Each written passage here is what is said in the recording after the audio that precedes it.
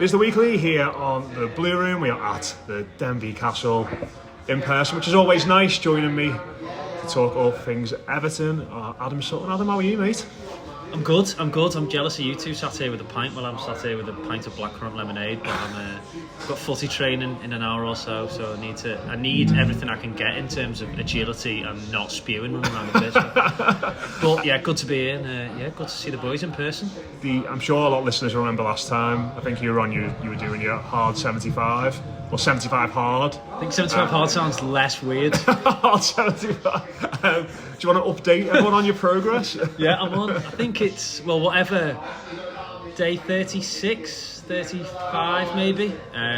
Still going strong, to be fair. It changes which is the worst bit. So 2 workouts a day is obviously tough because today it was cold and wet and windy or whatever. But if I've got footy training that's booked in, I kind of get away with it. I'll do a session in the gym, but sometimes a gallon of water and reading 10 pages of a book is just boring. But unfortunately, I'm the type of guy who doesn't want to give up, so I'm stuck here for the next 40 odd days. Yeah. Hard 75 sounds like some kind of special pill.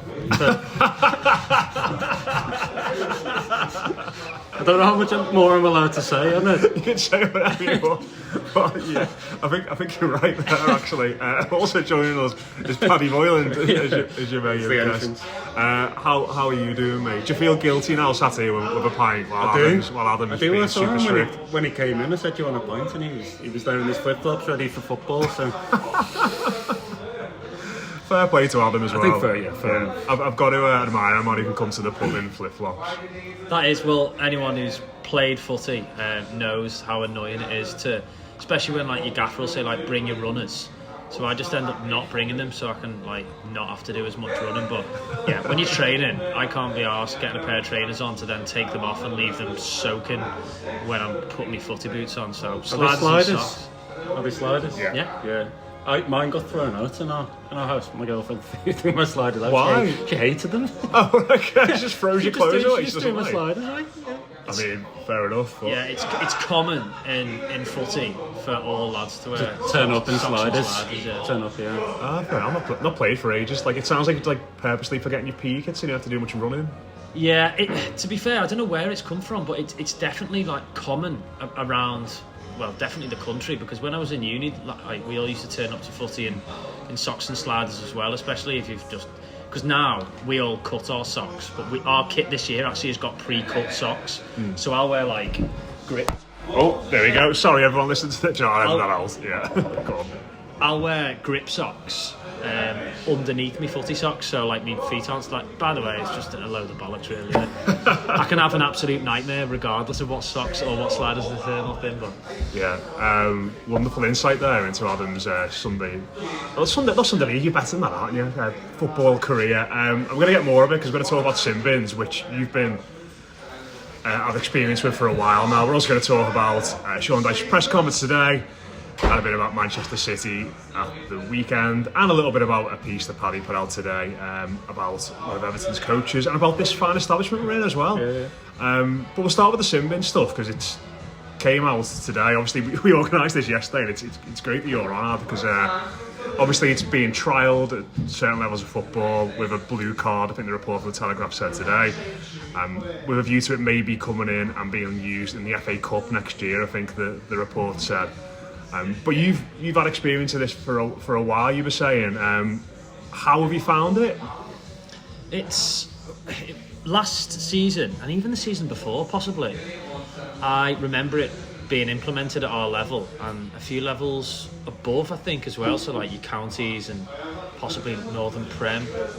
I don't know, but we had in the initial stages of it 2 or 3 lads a game getting sin binned, and depending on your referee, I've always been, emotional playing football. So if something happens in the game that I'm obviously, angry about or don't believe is the right decision, it's quite hard for me not to make my feelings aware, especially after going and watching football so long. You're like a Seamus Coleman. Yeah, Seamus Coleman, borderline Bruno Fernandes, really, which I'm sure a lot of the footy lads will agree with.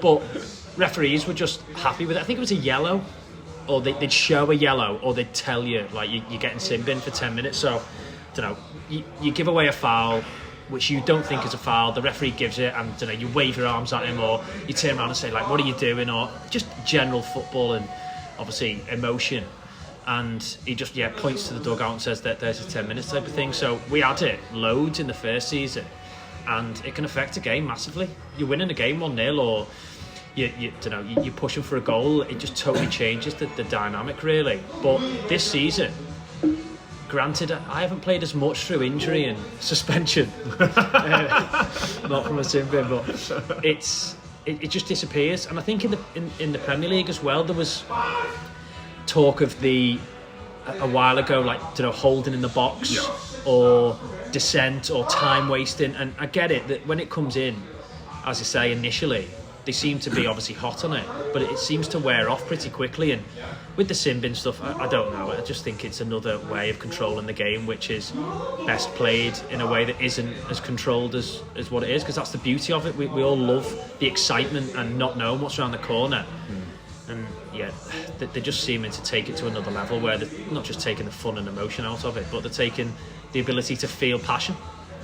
I think that's a good point. I think there is going to be an extra layer of decision making, an extra layer of scrutiny on top of what we've already got. And I think what the game really doesn't need is more stoppages, more opportunities to pause things, for fans not to be totally aware in the stadium of what's gone on. I've been acutely aware in recent weeks with big Everton decisions at Goodison that everybody around us in the press box, all the fans around us, are like scrambling to see our monitors, our TV screens, to see whether something is going to be given as offside or a goal is going to be disallowed.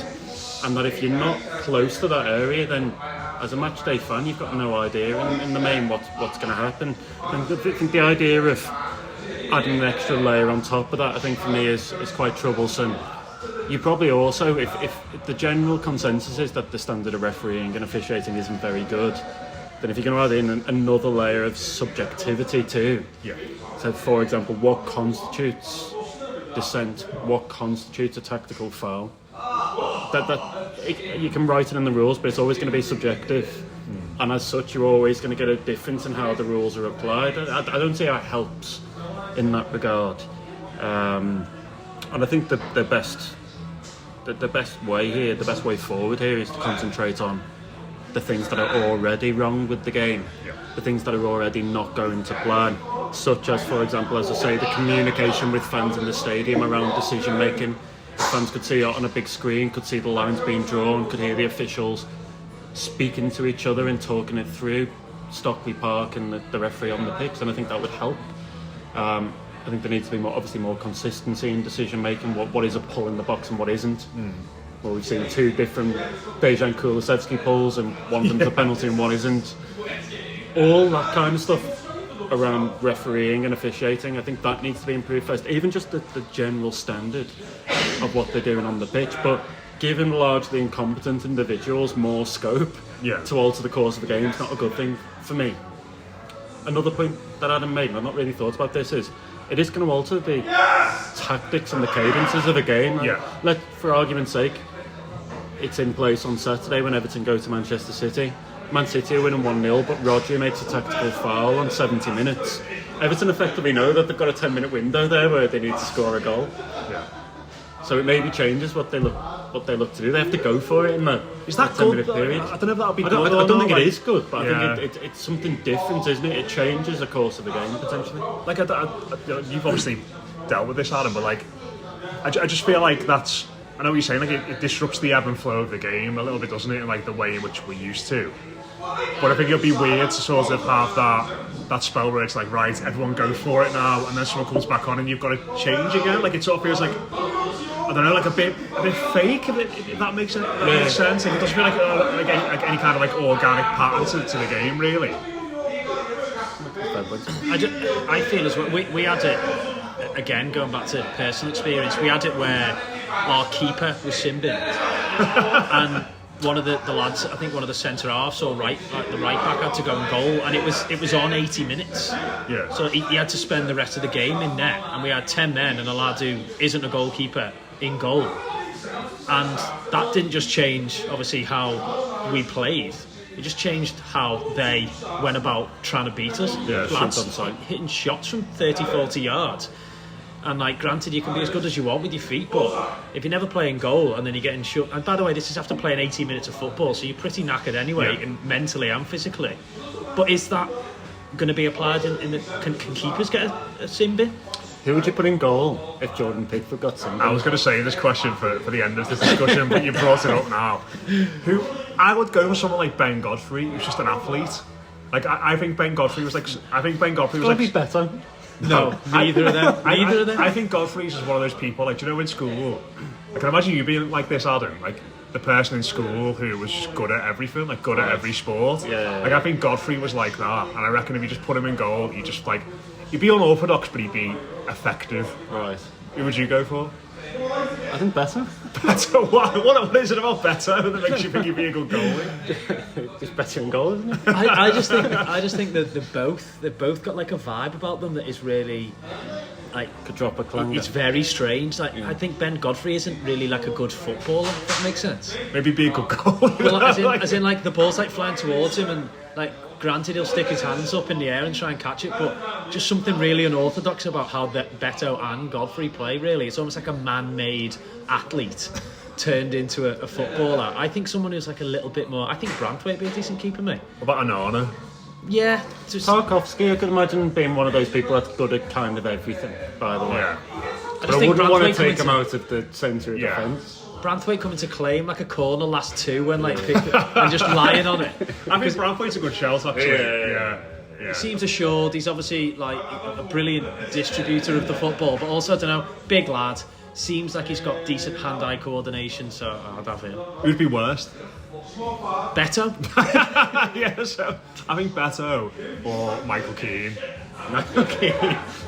He'd be making a save and then pointing to his arm. I think Keane would. I think Keane would forget that he was playing in goal at one point and just amble out and start trying to play centre back again. But I was going to say Bernard then, but he's long gone. he has long gone. I mean, is there any positives about this potentially coming in that you think could help? I mean, I suppose from one point, looking at it obviously solely through an Everton lens at the moment, it feels like we are going to give away more cynical fouls than most teams in the league. The top teams do as well. I think if you look at what Rodri does, for example, a lot of it is tactical fouling. Is it not just more obvious with them? I mean, I've not got the stats. I've not looked at any stats, but it feels like it's just more obvious when they do because they've got so much of the ball. It feels like we commit a lot of cynical fouls and dark arts and that sort of stuff. I don't think there's many better than City with stuff like that.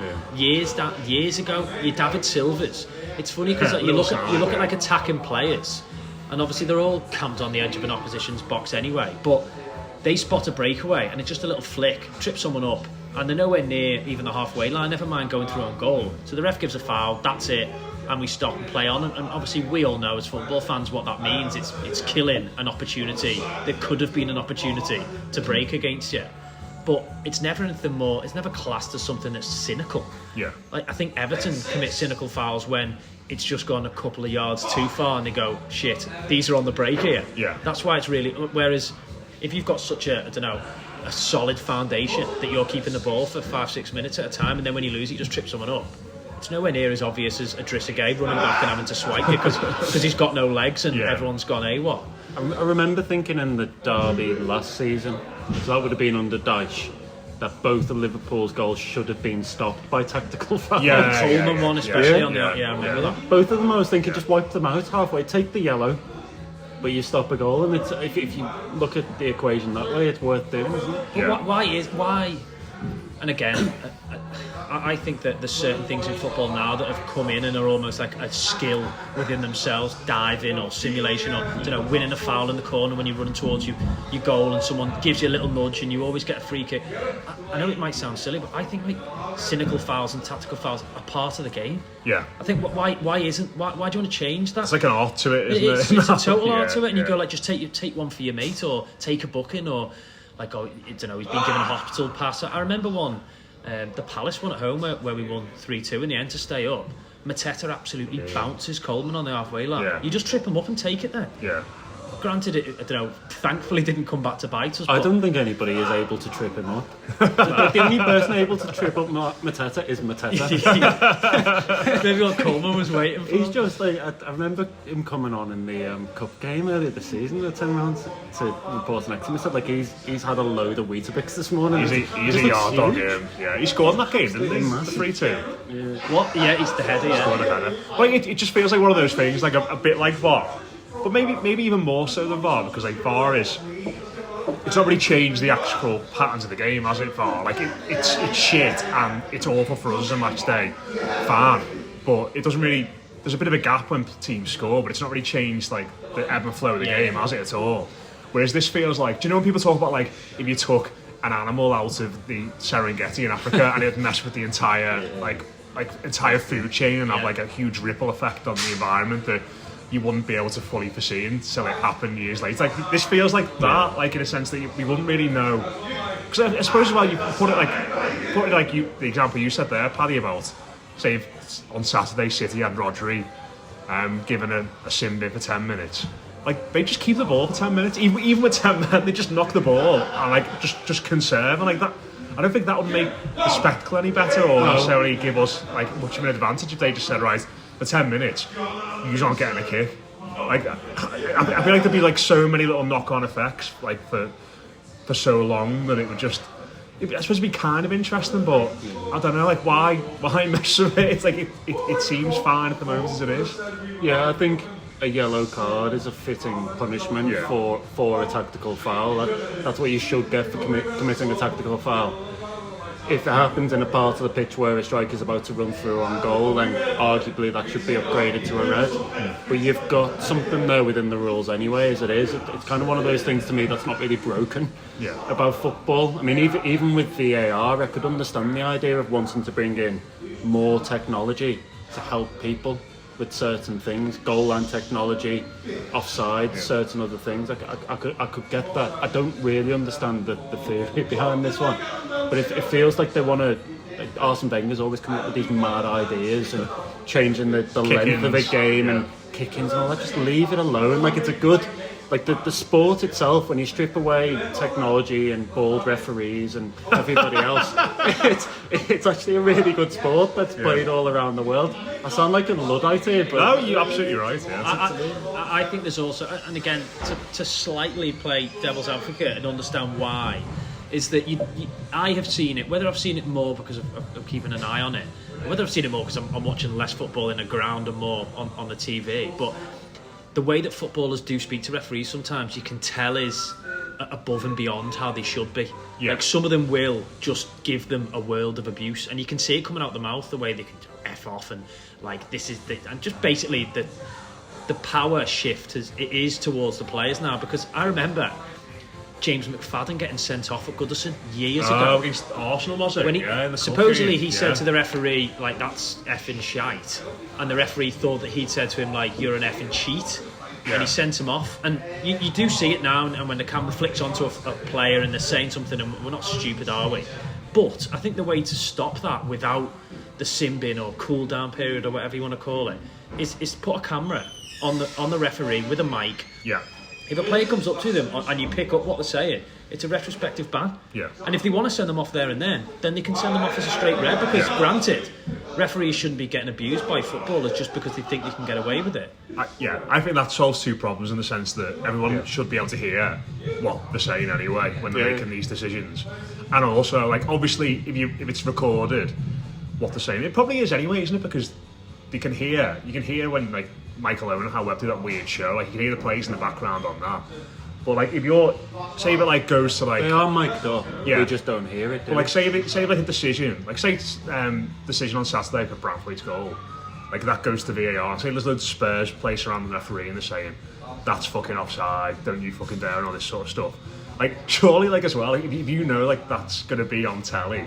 And I don't know, maybe there's like a broadcasting issue there in the sense that can broadcasters put something out and they know there might be swearing. Like I don't know what the issue is with that, but like put myself in a player's position. Like if I know, what I'm going to say in that position is on telly. Like, surely there's like a bit of an embarrassment factor there as well, where you'd be like, oh God, I don't want to be caught. Obviously people like Bruno Fernandes, maybe this goes above and beyond, but surely you'd think like, oh, I don't want to be caught swearing on the telly. Like, just insulting Portuguese, won't you? But the thing is, I saw someone do that the other day, and maybe it was an Everton player or someone had just been booked against, I don't know, they're being booked, and you could see that they were speaking their native tongue, but it wasn't nice at all towards the referee.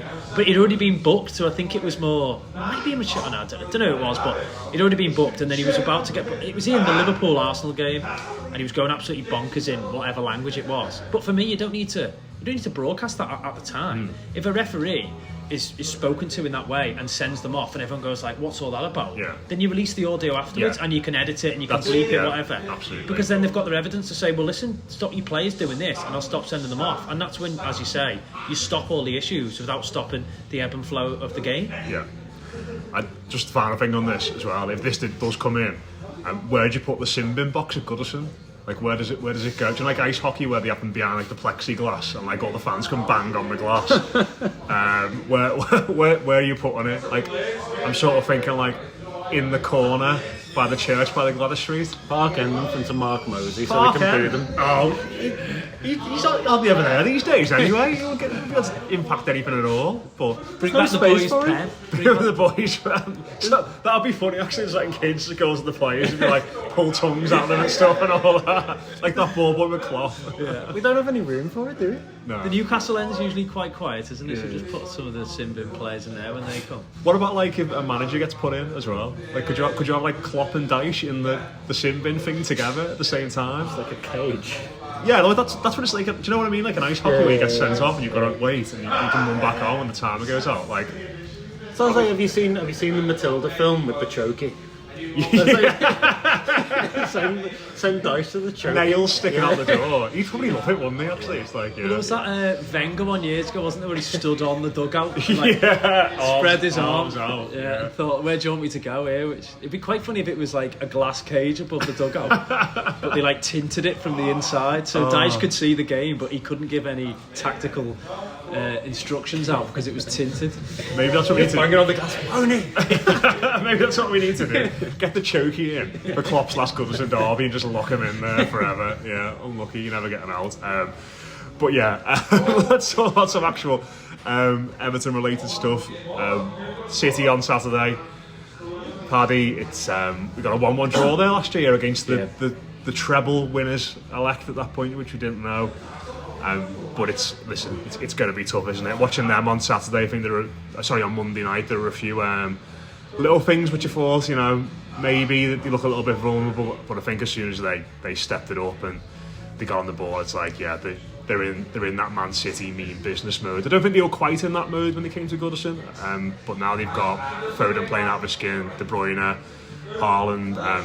It feels like one of them which has got just a grit out even try and get through it any way we can. Yeah, anything that they get, unfortunately, is going to be a bonus in this one. I think, ironically, that City game at Goodison was basically the start of their winning run. Yeah. And the start of them looking as though they were just going to sweep past everybody, all comers. And Everton were well in that game, obviously. Scored first. I think it took a very, very good goal from Phil Foden, playing as a number 10 to break the lock, and then from there on it's a different game with a penalty and everything else. I forgot about the penalty. I think that the table could look pretty bad and pretty daunting come Sunday evening, Saturday evening, whenever Luton play. They've got Sheffield United at home. Everton are away to the best team in the league and probably the team that's going to go on and win the league. So Luton might put some distance between themselves and Everton this weekend, and I think it's worth bearing in mind that even after that game, that's a really tough fixture for Everton out of the way, and it's one of Luton's easiest games, and I think there just needs to be a sense of perspective and a bit of patience and idea that things can still turn around even though that gap potentially extends. I'm still of the view that if Everton play as they did in the first half of the season enough times for the remainder of the campaign, that they'll be fine with or without some points back. So I think it's one of those quirks of the fixture list that Everton have got some tougher games at the moment while Luton are picking up points. But I think it's on everybody. It's incumbent on all of us really to keep our heads. And I say this now, I'm sure I'll be seething at 3 o'clock on Saturday internally. But it's obviously it's a tough one. Rodri's banging form, conducting everything. Foden looks great, playing in a more central role. De Bruyne is back. Haaland's just coming back. Although I thought Haaland looked pretty rusty against Brentford. They do give you chances, but they just create so much more themselves. So it's going to be one of those where you stick in there. A little bit like last season. It's not impossible. You stick in there, you ride your luck, as Lampard's Everton did that day, and then you pick your moment to score. What was in Damari Gray's case of world. I think this time it would have to be a set piece or something of that ilk, wouldn't it? But it's not impossible, but it's an uphill task. I think we all know that, don't we? Yeah, it's one of them as well. Like I think Paddy said, like if results go as we sort of expected the weekend, and Luton could be 4 ahead of us with a game in hand. But I suppose from the other point of view, looking at it now, it's like Forest are in it, Palace with their injuries, and Brentford as well. I mean, their run is horrific coming up. It does sort of feel like one of them afterwards where we might have to take a bit of a deep breath and just take stock a little bit. And it comes back to it again, and we go on about it, and it's making me feel sick going on about it. But we are on the outset 10 points better than all of these teams around us, and I think that last season, and obviously the season before that especially, there was no strategy and there was nothing to hang on to as an Everton fan really. And whether you like or don't like what this is at the moment for us, there's definitely a plan, and the plan seems to work more often than not. And I don't know whether of course it's Sean Dyche's plan, and these players are being shoehorned into a certain plan, and some of them may or may not like doing it. But you look around at the games that we haven't won, or the games that we have lost, and every single game we've been in recently, in my opinion, and that City one is probably the last one that you thought, like, Wolves away as well. Wales, and again, but you can take those off days, and a Dominic Calvert-Lewin lifting the ball a couple more inches off the ground against Villa, away from 3 points against them. You turn back to Tottenham and you think it's a really hard point, and then you're going away to other teams and you get even the City game. Dom has a chance at 2-1, doesn't exactly. he, to score? And I just think that, as Paddy's just said, on the basis of just keeping your eyes shut for the next couple of weeks from the table, you can hopefully look at these two fixtures and say that they've had their easiest game, if they win, that is, by the way, and you'd expect them to with how they're playing at the moment, Luton. And if we lose, same way you'd expect the way City are playing at the moment, then it looks daunting. But I don't know, I just feel that we need to be at our best to beat City, and them to be at their worst. And unfortunately, we can't be at our best when we've got 2 or 3 of our better players missing, really. So I'm just going to try and not go on Live Score or Twitter or my phone for the next couple of weeks. And come Palace, it might look slightly better, but listen, I think there's, as you say, there's more than one team in it than Luton. Brentford, Palace, for me, the longer they hold on to Roy Hodgson, the better for us, because they are struggling big time. And I don't just mean from a footballing perspective. The 4 best players are out. As well. It's a poison chalice for anybody that comes in now as well. Missing Gurhi, Eze, Elise and Decore. It's massive. It is the 4 best players, as you say. It's like going through the heart of that Everton team and going Branthwaite, Onana, Decore and one other. Struggling to name a 4th good player. The only thing that worries me with Palace is that, like, I am convinced that Elise and Eze especially have just spat it with Hodgson, really. And they may be carrying niggling injuries, but at the same time, like, if they're loving their football and they're playing well and they're having that freedom to go and play how they want, they're probably playing more games at the moment, aren't they? The worry with Palace for me is that they do sack him, someone comes in and says to them, listen, go and enjoy yourselves for the next 10-15 games, and they start picking up points. The thing that also worries me, but is also really interesting about Brentford, is that they won't sack Frank. I just feel that if Tony doesn't start firing, they could be, because again, they've got Mope. Yeah. Do you know what? He'll be absolutely knackered if the sin bin's coming when they start recording what's being said, because they're going on about Walker's children. Apparently, yeah. But yeah. But like, just like on Saturday, like thinking back to that game last season we had there. We did have to ride our luck a little bit. I think Everton scored with the first shot in the game, didn't he, that day with Gray? But I think I suppose the one worry, and like you look at that team and you saw Gray and Iwobi were the wide players that day, and like, listen, not amazing players, we're not like harping back to those days by any means, but I think both of them had like a moment in there where they could just sort of conjure something like kind of out of nothing. And this side it sort of feels like we're not going to go there and necessarily have that player. Maybe McNeil to a degree, but he's looked absolutely knackered the last few weeks, hasn't he? Well, it's more on a set piece, isn't it? That's what I was going to say. Yeah, like it feels like our way home in this game to a point is not someone running up the pitch and banging one in from 30 yards. It's clinging on, getting our movement, and then getting the set pieces. The teams who do well against City at the Etihad are mainly those with fast players go on the break, and Iwobi and Gray got more pace than Harrison and McNeil, haven't they? So yeah, any time you want any joy there, because I think Wolves used to do them all the time, and Palace actually, you go there. They beat them twice last year, didn't they? You go there and get results, and again, it's not by, I don't know, it's definitely by design when that happens, because you look at, Adama Traore for Wolves going, and they probably beat them two, 3 times on the bounce. Traore scored twice there, wasn't he? And that was just pure and simply, right, we'll sit in, we will ride our luck. But I guarantee when you get a little bit jumpy and you need a goal and the crowd's on you, we've got a lad who can run, 35 mile an hour going the other way, and he might score one of the 2 chances we get in the game. So, yeah, we have to do it in different ways on Saturday, and I think that we can get chances from set pieces. It's just if we get set pieces, if we get far enough up there to get a corner, never mind a free kick off them, because they usually just do them on the edge of our box. However, Pickford will launch one in from the edge of our box. It's one of them as well, Paddy, where you look at it and think maybe there's scope to make a few little changes. Like, I wouldn't surprise me if he went to a back 5 maybe in this game. With Godfrey playing so well, maybe he tucks in as the third centre back. He plays with like Patterson or Coleman as your right wing back. He really riled Haaland last season. That was a great battle, that, wasn't it? Like, because Haaland scored early on, it was like being sent off. It was like, oh no, here we go, and then.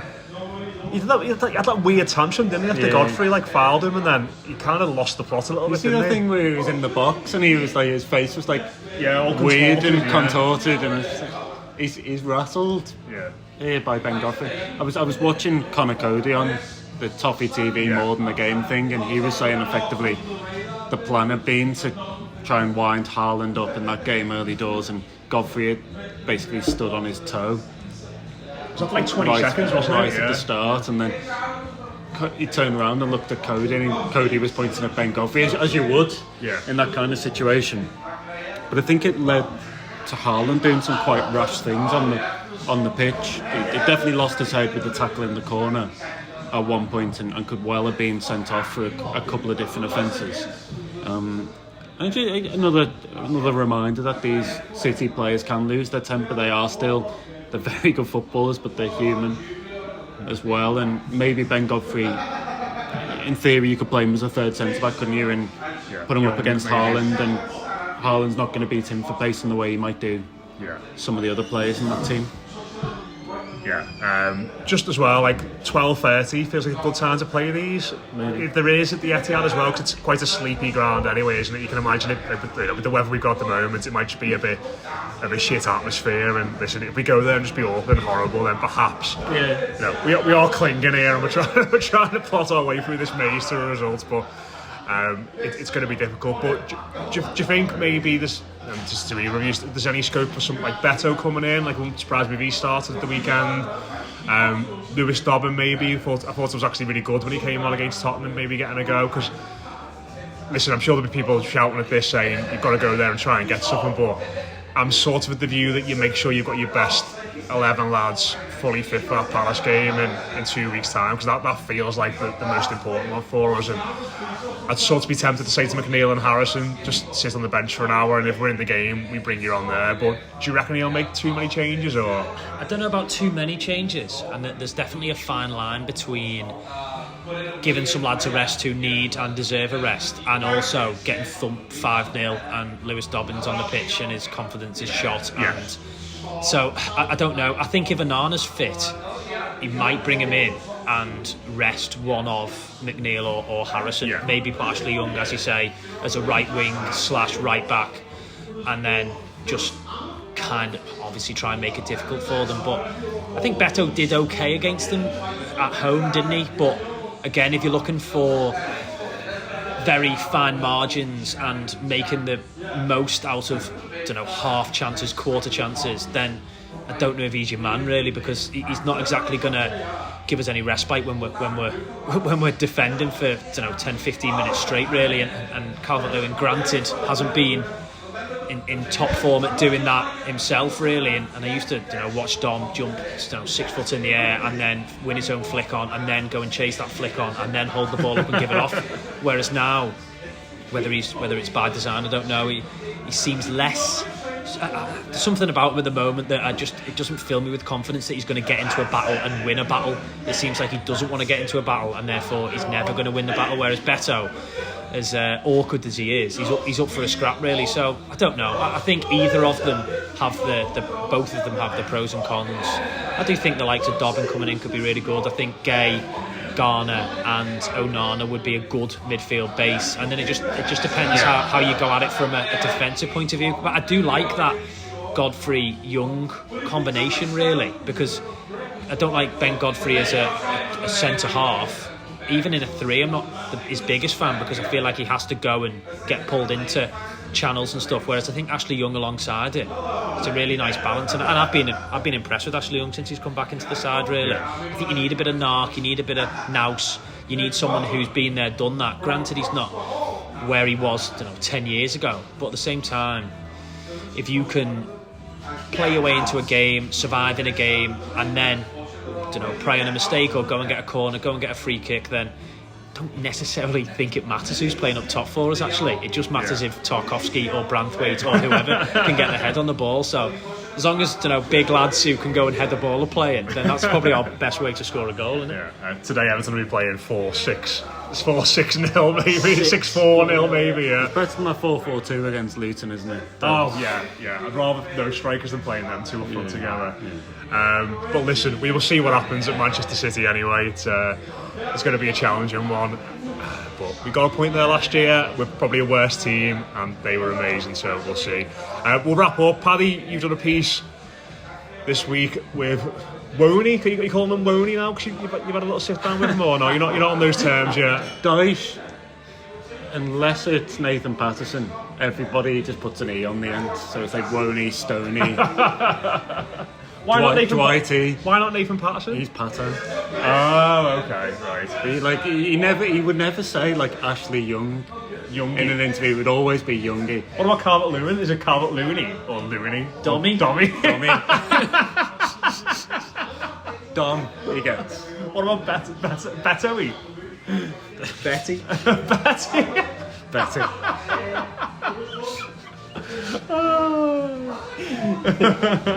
Go on. I forgot what you asked me. I'm just saying, in all seriousness, you spoke to Woney. Or Wono. Wono. Yeah. And it's really, genuinely, anyone who's not ready, it's a really good piece. But great insight into the way their relationship works, the way they've settled into life in Liverpool, the living arrangements. I think it was this pub's account that asked us who is in control of the remote control in their flat. Yeah. Well, that's going to be Sean Dyche, isn't it? Yeah, maybe when he gets off work, maybe he'd like to just take a step back and just relinquish control a little bit. I don't know, because he's always the gaffer to Ian Wone and Steve Stone. He's like, so to me, there's still, even if it's not obvious or conscious, there's still a subconscious element of hierarchy there. Even at home. Okay. There are two options on the TV, and they're vying for them. I think it's going Dyche's way. Same with food. So food choices as well. No, it was a kind of a good speaker, I thought. Articulated well their working relationship, how they work together.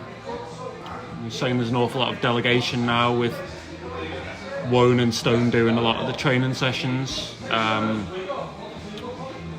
almost the way he framed it to me was Dyche sets a theme for the week, how they're going to tackle the game at the weekend, and then they devise the sessions and carry them out. Dyche is still there on the training ground, but more to oversee, more to ensure that standards are maintained. Right.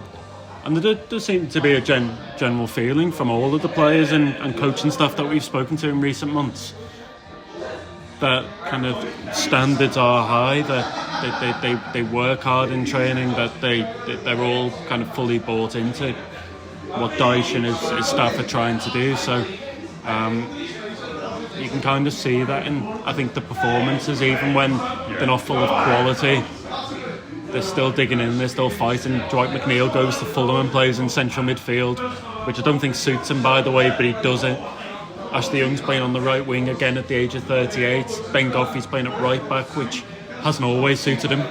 Let's be honest, I think some of his worst performances for Everton have been mainly that Newcastle game last season. We're in the right back slot.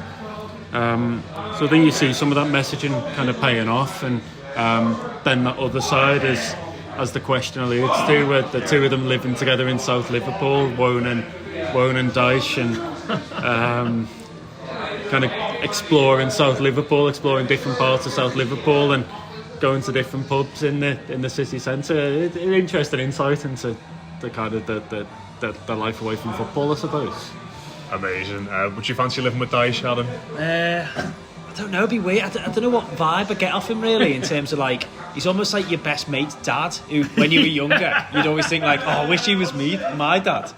Like a bit cool, and go, like, is he funny or does he hate me? Yeah. Like, is he, like, got, I don't know, you're almost like trying to impress them because they've got almost an aura about them that they could have a laugh with you, but you haven't made it to that level of friendliness with them yet. But I don't know. One thing I will say about the way in which the two managers, i.e. Dyche and Lampard, are, is that this group of players need a Sean Dyche compared to what they had with Lampard, because I'm looking at your Gary O'Neills now, and unless you are a tactical coaching addict and genius, being 5 years older or 2 or 3 years older than some of these players can very quickly go wrong for you. Whereas I think Dyche has demanded the respect, earned the respect, and will never really be in a position where it's matey. And that's what they need at the moment. They need someone who says, listen, I don't care who you think you are, what you think you've done. In my eyes, you've failed over the past couple of years. So if you're going to turn your nose up at me asking you to wear shinnies and socks to train, then you've got no leg to stand on. Whereas I think Frank Lampard was maybe a little bit more of the put my arm around you and let's have a chat. And that's not where Everton need to be at the moment. And actually, I think it's quite akin to the Moyes era, really, in terms of that management and coaching and assistant manager and backroom staff who we're here for a job, and we're here to make you better players, not we're here to all survive together, which I think Lampard's got to the point of, really. I think he's what the situation right now demands, and that's not to say that he will always be the answer or would have been the answer in years gone by. But I think for right now, with Everton facing points deductions, having no money to spend, all the off-field stuff, he does seem like an ideal fit for what they're looking to do. I think that the questions with Dyche come normally a couple of years into a project, when it's, can we use the ball well enough? Can we fashion a game plan that's got enough guile to break teams down? All that stuff that kind of probably takes you from 10th to 7th or 6th in the table. That's when the questions will come in. But obviously, because of the points deduction, Everton are nowhere near there right now, and I think he has done a good job. I mean, the thing that both Wone and Dyche have spoken about is this idea of having to manage the club. You're not managing the team, you're managing everything that goes on around the club, and the weight of history and the points deductions and everything that's going on. And I think that in the wrong hands could be quite daunting. But Dyche probably just looks at it and rolls up his sleeves and kind of gets on with the job at hand. Get me in the chokey. Yeah. I even think that if we had an extra 10 points that people would be moaning more about the style of play now because you're that middle Yeah. ground that people go like, Europe's right, like 5-6 yeah. points away. Or not even like that to a certain extent, but also like right now I want to see some exciting stuff. We're safe, we're fine. You've done the 0-0s and the 1-0 wins. Now I want to see a 3 and a 4 and a 5-0.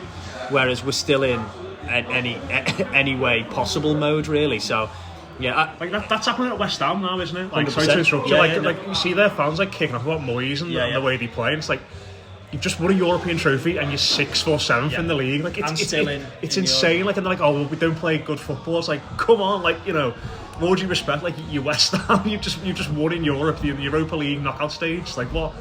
Like, I don't want to say what more do you want because that's like a football, like big football cliche, which I imagine other fans hate. But it's like he's doing an amazing job. That if the footy's a little bit grim sometimes, so be it. It changes so quickly though, doesn't it, in terms of your mindset as a football fan. And we had it with Moyes, didn't we, where like we couldn't believe how good it got. And as Everton fans, we don't necessarily care how we go about it to a certain extent. But I think modern day, even like social media will have an impact on like lads and girls who are watching football, that like if you don't win every game now, it's absolute like crisis. And that is David Moyes to a T, where he'll win his winnable games and he'll definitely lose his losable games. And people don't like and don't appreciate that. And yeah, if we'd won a European Cup last year and we were sitting in 6th, you couldn't drag me away from Goodison Park. Right, we will wrap it up there anyway. Cheers to everyone for listening. Do go and check out that piece from Paddy. It's all over his Twitter. We shared it on ours as well. And yeah, we'll be back on Saturday. I think Dave and Les have got the honour of doing the instant reaction for Manchester City versus Everton. And then next week we'll be building up to that massive game against Crystal Palace in the Premier League. But cheers for tuning in. Up the Toffees. We'll catch you soon.